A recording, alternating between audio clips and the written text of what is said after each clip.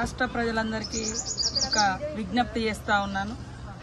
గత కొంతకాలంగా పెద్ద ఎత్తున హైయెస్ట్ టెంపరేచర్ అనేది రావడంతో ముఖ్యంగా మారుమూల ప్రాంతాలలో గోదావరి పరివాహక ప్రాంతాలలో కూడా ఎండ తీవ్రత ఎక్కువ ఉండడంతో మరి ప్రజలందరికీ కూడా ఇబ్బంది కలిగేటువంటి పరిస్థితి ఉన్న రీత్యా అందరూ కూడా ఎవరికి వాళ్ళు స్వీయ జాగ్రత్తలు పాటించాల్సిన అవసరం ఉంది.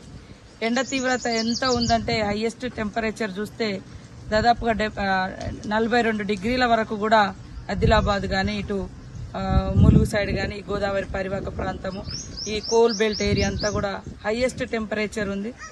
మన ఆదిలాబాద్ నుంచి మొదలుకుంటే కరీంనగర్, వరంగల్, ఖమ్మము అదేవిధంగా ఇంకా కొంత మైదాన ప్రాంతాలలో కూడా పెద్ద ఎత్తున ఎండ కనపడుతున్న దృష్ట్యా ఎండ ఉన్నంత దృష్ట్యా మరి అందరూ కూడా జాగ్రత్తలు తీసుకొని బయటికి రావాల్సిన అవసరం ఉంది.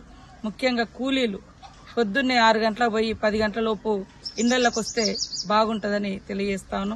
పొద్దున్ననక ఎండలో ఉంటే ఆ ఎండ దెబ్బ తలిగి మరి మోషన్స్ కానీ తర్వాత డిహైడ్రేషన్ కానీ ఇతరత్ర జబ్బులకు లోనేటువంటి పరిస్థితి కూడా ఉంటుంది. కాబట్టి ప్రజలందరూ కూడా తగు జాగ్రత్తలు తీసుకొని ఎండ నుంచి తమను తాము కాపాడుకుంటూ వడదెబ్బకు ఎండ దెబ్బకు గురికాకుండా మరి కావలసినటువంటి ఏదైతే బాడీకి కావాల్సినటువంటి చల్లదనం కానీ అదేవిధంగా నిమ్మకాయ నీళ్లు కానీ ఇతరత్ర మజ్జిగ కానీ తలకు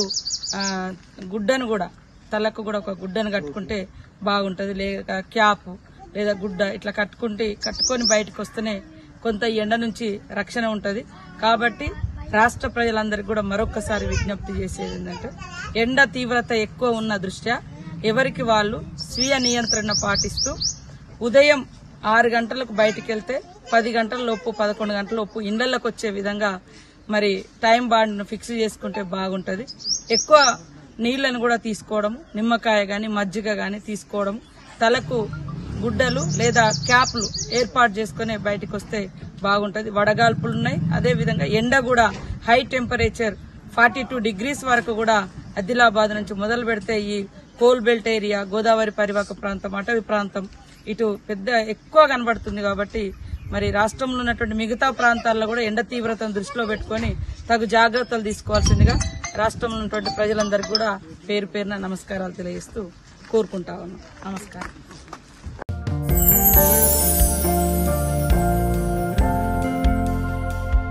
లవ్ ఈ అందమైన 4 అక్షరాల బారిన పడని మనిషి ఉండరు, మనసు ఉండదు.